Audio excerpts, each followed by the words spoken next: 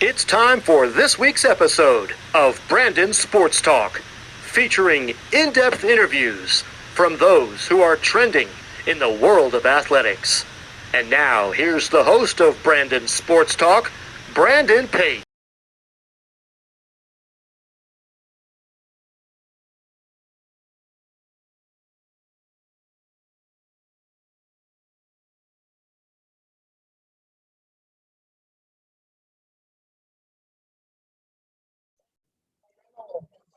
Welcome back to Brandon Sports Talk. In today's episode, I have the privilege to interview the Lehigh field hockey head coach, Caitlin Dallmeyer. How are you doing today? I'm doing good. Thanks for having me. Can you talk about how you knew that you wanted to get started in coaching at college field hockey?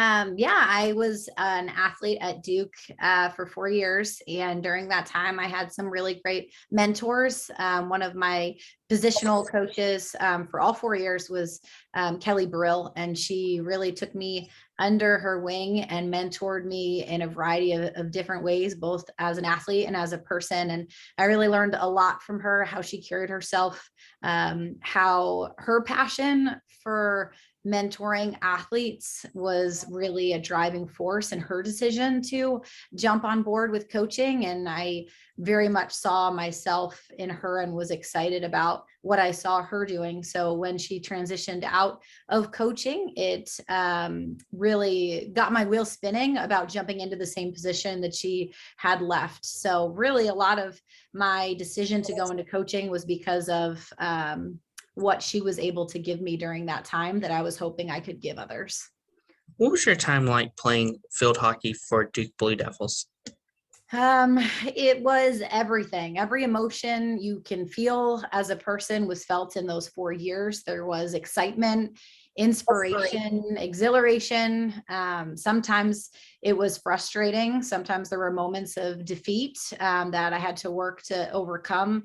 But I poured myself into my passion for 4 years and was able to develop tremendously during that time. It was quite a transformational experience for me. And I think I learned so much about myself, who I wanted to be, how to lead, being a leader of a program at that time in a captain role, and then the characteristics that I found in myself that I knew I wanted to continue developing past my college experience. What was that feeling like when you got to put on that Blue Devils jersey? Well, I think athletes, they commit so early these days. I think I committed junior year. So it was a 2-year process to actually finally be able to get to Duke and then be able to put the jersey on. So I think once I was there and I had that opportunity to be on the sidelines, put a jersey on, be in a game, it felt a little bit like a relief, like all that hard work, I'm finally here. And then as soon as that whistle blows, it's like, man, now the work really begins and here we go. So it was a bit of relief, excitement, and then pressure, and moving into wanting to be able to give the most that I could give to a program and all of the emotions that come with that, all within a few seconds. During your time at Duke, what was it like going to 3 straight Final Fours and 2 finals? Our team was extremely successful at that time. We were able to experience a lot of that success in the win column, and then being able to play in those really big games that you just referenced. I had entered onto the team after they had just competed in a national championship, and then was fortunate to play into myself and then go to a Final Four as well. So there was a lot of excitement around that time. It was a tremendously successful era of Duke field hockey, and it certainly took a lot of hard work to get there, a lot of accountability, a lot of challenge, a lot of different emotions and reflection on what I needed to do myself to be my best for the team. So it was an interesting time. I think I felt extremely accomplished leaving Duke, but not fully satisfied because I did not leave with a national championship. What was it like playing in the ACC? It was competitive at the time. It was the most competitive conference. Now I think that's become arguable, but the ACC had Maryland in it, and that was certainly a big competitor of ours. UNC Wake had just come off a bunch of national championships themselves, so every game was thrilling. Every game was extremely high pressure. There were stakes involved in being in the top 5 almost the whole time that I was there, and trying to fight for that 1 seed at different points in time. So it was exciting. There was no mental rest. You were always on your game, had to be on your game in order to be able to compete at the highest level. What was that like, competing at the highest level in the highest conference? I think it's what people dream of, throughout my high school career. That's what I was working to do. I wanted to be able to play at the highest level I was capable of. I wanted to be able to be a part of a championship team, and I wanted to be able to contribute in some way to making a program better. And I do feel like I was able to do all of those things in my experience at Duke. Of course, coming out of Duke, what was it like getting into the junior nationals? Yeah, I was on the junior national team for a while. It was exciting to be recognized as one of the top players in the country, to be able to have the opportunity to represent your country. I got to travel a lot out of the country. At that time, I went to Australia, I went to the Netherlands, to be able to compete against other countries. So I think it was certainly an experience not many people get. And I'm really grateful that I had the opportunity to meet a lot of my great friends through that experience, and then also see hockey from a different lens on an international landscape. What was it like, obviously, getting into college coaching and getting that opportunity to be the assistant coach at your alma mater of Duke? Yeah, it was exciting. I certainly don't know that I expected that was the path I was going to take when I first went to Duke. I thought I was going to be a lawyer. And then obviously my path diverted. I fell in love with other things. When I graduated, I didn't feel like my mission was complete. I loved the game so much, couldn't imagine my life without it. So I really wanted to dive in and explore what coaching was going to be like. And at that time, my positional coach was leaving, moving out of coaching to pursue other passions. And there was an opportunity right in front of me. So I went in to talk to my coach and essentially asked her to be considered for that position, and told her how much I felt I still had left to contribute to the program.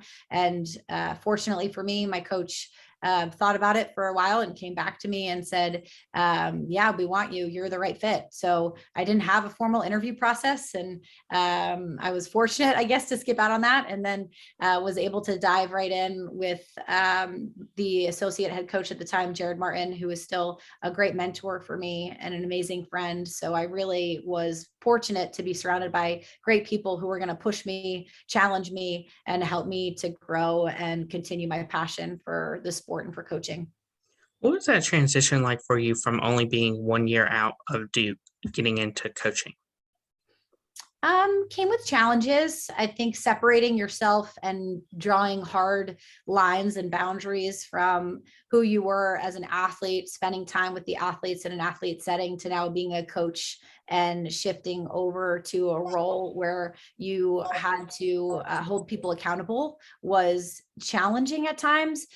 Being able to graduate the program as a captain and a leader made it a lot easier. I was already used to the role of leading in that way. So in some ways, I think I challenged myself. I certainly had a lot of conversations with our head coach at that time, Beth Bosman, to ensure I was on the right track. And she was quick to let me know, and I needed to be better in certain areas. And so taking hard feedback from her was a really great lesson I learned that I needed to develop in order to move forward in my career and be able to be better. And I certainly got that at times that allowed me to make the transition easier, so I wasn't in a position to make big mistakes.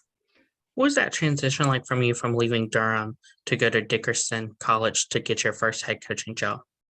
Yeah, I left after 3 years as an assistant coach at Duke, and I took a head job at Dickinson College in Carlisle. That was a big move for me, both geographically and moving divisions. I had no Division III experience at that time, but I knew that I wanted to be a head coach because I wanted to test out my own personal philosophies and see if they were going to be a fit for me, and try on some things and some drills and some tactics, and see if I was going to be able to represent them, coach them, execute them in a way that was going to feel natural to me. So I was able to use that experience really as an opportunity for me to figure out who I was going to be as a head coach. And I appreciated that time so much. I was able to change a program and help them to be more successful in a very short period of time. I had amazing athletes that were fully bought in to that experience that really made a difference. They believed in what my message was, which gave me more confidence to continue with that message. And in the end, we were able to produce our first All-American before I left Dickinson, and have the most success we had at that time. They've continued to go on and be even more successful after my departure, which is something I'm really proud to continue to see the upward trajectory that they're still on. What was that feeling like when you became a head coach for the first time in your coaching career? Exciting. I was only 24, 25 at the time, so I knew it was a huge opportunity. I was a very young coach with minimal experience leading at that time, and I felt really grateful that the AD, Les Pullman, was willing to take a chance on me and to bring me in and to support me. And I felt very supported by the other head coaches that were there. It was a really tight-knit community with a lot of conversation, a lot of support, a lot of mentorship, and it really helped me to develop into who I wanted to be so that I could go on and continue to advance my coaching career. What are some of the things that helped you along your way during your time at Dickinson to help you where you are now as the second-time head coach? I think it opened my eyes to the bigger picture of why we play sports. So I was a very driven athlete. I very much had many experiences in which was one of the top athletes coming out of high school, going into college.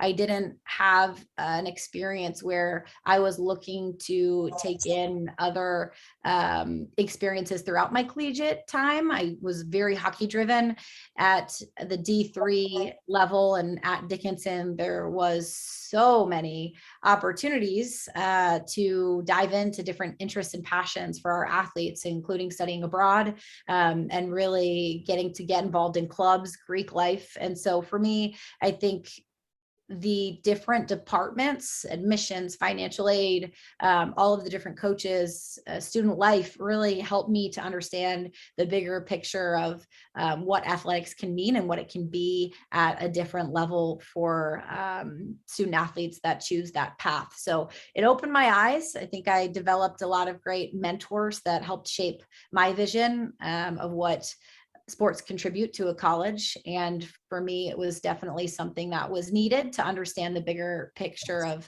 the role in which athletics can play. What was it like for you to come to Lehigh and obviously become the head coach? I knew after leaving Dickinson, I wanted a different challenge. I wanted to see if I could be a head coach at a higher level. I wanted to play on AstroTurf, which is a different surface. And I wanted to look into a location that I felt had not been fully targeted, which was the Lehigh Valley. They were producing so many amazing athletes, still are today, but not many were staying in the area. And so I was looking at that and thinking that Lehigh was a school that was underperforming at the time, and I felt like I could make a difference. So when the job opened, I definitely thought, let's be open-minded and try an interview and see what I think. And when I was there, I really just appreciated the point at which they were at and working through making some changes to their team culture and achievements. And I felt like I could make a difference. What I had learned of myself being at Dickinson, I felt could really make a positive impact at Lehigh. What are some of your accomplishments so far in your coaching career at Lehigh?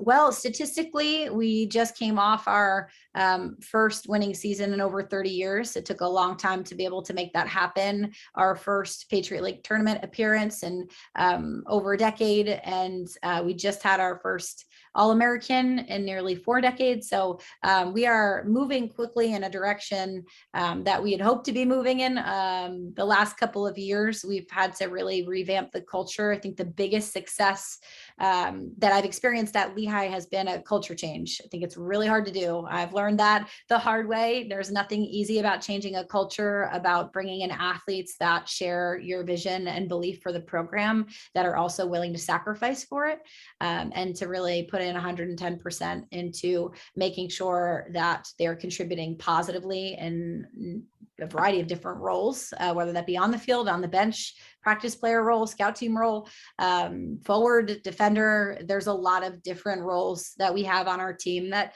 really need to be mastered. And we have athletes that are 100% focused on being the best that they can be, no matter what their role is. And I appreciate that very much. We've had to spend a lot of time to finding the right athletes to bring into Lehigh, to making sure that this culture change was possible, and to finding athletes with similar values, that have had families with similar values, that understand how challenging it was going to be. And the senior class that we have graduating now is the first class that I was able to fully recruit to Lehigh, and they've certainly been changers in the process of making it happen. Of course, what has that process been like to rebuild the culture? Well, first you have to have a vision, and you have to be able to articulate that, and you have to be able to show that and prove that in the work that you're doing. I think it's really easy to say what my values are, but I have to show them. I have to have tangible ways in which I am creating a team around those values. And so being able to show that, articulate that, is the first step. And then being able to find the athletes that are going to grasp it, understand it, want to be a part of it, that are actually willing to do the work. It's easy to say that we want to win, but doing the work to win is a whole nother level. And we've been able to do that quite nicely in the last couple of years, due to some of the leadership that we've had in the program, and the understanding that we have the opportunity at Lehigh to do things that have never been done before. And that is certainly an exciting and inspiring thing to want to be a part of. What does a typical game day look like for you as a field hockey coach? Well, game day has a lot that goes into it. Prior to, we do a lot of scouting. We do a lot of set plays, walking through pressing, outletting, understanding where the other team is going to be on the field, knowing the space that's going to be open or not open. So a lot of X's and O's, a lot of thought, a lot of rest, recovery, making sure that we are in a physical state to be able to compete at the highest level going into the game. And then game day is pretty structured, usually the same every time. Wake up, have a great meal, go through a corner walkthrough, talk a little bit more, reminders of the scouting report. There's dance parties in the locker room. I'm not a part of that. Lots of shouting, lots of excitement, lots of reminders of our goals individually and as a team. And then we do a pregame chat, and we get out there for a warm up, and then we execute as best as we can. Who are some of the teams that you face each week in your conference? We have some really challenging opponents. Boston University is in our conference. American is in our conference. Those are two powerhouse teams that have been at the top consistently for a fairly long time. Lafayette is also a rival of ours in our conference. They're always knocking at the door for a championship as well. And then we have Bucknell, Colgate, Holy Cross. So quite a few talented teams. We always need to be on top of our game and evolving in order to be prepared to compete against them. Of course, what is it like obviously preparing for those games against Boston, Colgate, and Holy Cross? It isn't any different than other opponents. We usually keep the same structure, the same setup moving into gameplay. I would say usually they require a longer trip, so we've got to be a little bit better about our recovery, knowing that we're going to be in a bus for a period of time before rolling out to the game, or being in a hotel overnight. So just some more logistical things to keep in mind. But other than that, we try to keep preparation pretty consistent. What does the recruitment process look like for those prospective student athletes looking to play college field hockey? It changes depending on the NCAA rules. So we've recently, just a few years ago, gone through another rule change, and I imagine that the NCAA hopefully will continue to evolve so that there are other changes. But it starts fairly young. I think freshman year is usually a time where a lot of athletes are starting to think about it. As a Division I head coach, I can't officially communicate that with them, reach out and share with them our interest until June 15th. So it is a process for them and for us. We have to be creative in how we're sharing information about Lehigh so that it'll be seen and retained. And then we have to be creative about where we're going to see the athletes play. So there are a lot of showcases. We host a lot of camps and clinics. So we are doing a lot to engage the athletes and try to share as much as we can about the Lehigh experience so that they are excited to want to know more and hopefully eventually want to be a part of it. Of course, what are some of the things that you look at in those prospective student athletes when on the road?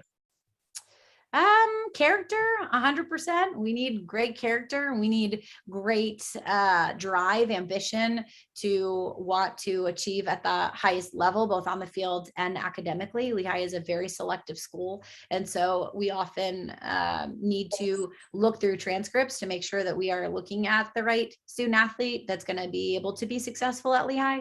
There are certainly ups and downs throughout that recruiting process. There are phenomenal athletes that are not going to be a great fit for Lehigh. And so we have to have some hard conversations in the office to determine that and make sure that we're not finding someone who might do great on the field but struggle in other areas.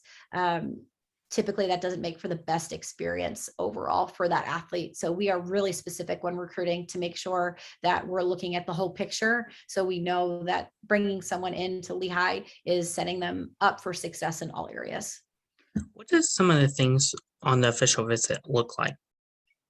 We typically only offer official visits once the class is done, and we bring in the whole class together as a bonding experience for that class. So it's a 48-hour experience with dinner and lots of meetings with the coaches, meetings with the team, meetings with resources across campus, working to make sure that they feel prepared, they know what they're coming into, that they have all of their questions answered, and then of course that they're starting a process of bonding with their class so that they can create relationships before coming into Lehigh officially on their first day of preseason.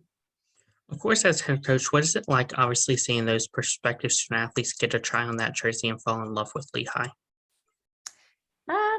I think it's exciting to start to see the sparkle in their eye when they are realizing that Lehigh could be a place for them. Usually you can tell we're not terribly surprised when an athlete commits. Usually we see it coming because of the conversations that we've had in the process. So as long as we are diligent about sharing that information, having those conversations, keeping consistent contact, we have an idea of what is coming down the road. Of course, what advice would you give those prospective student athletes looking to play college field hockey?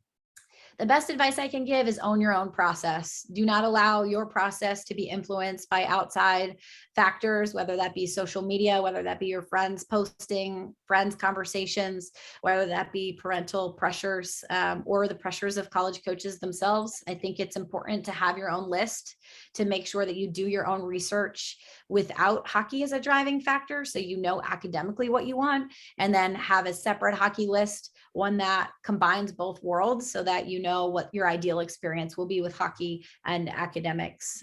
Don't allow the pressures of the process to derail you. Make sure that you are going after what you want and not allowing the process to dictate what you want.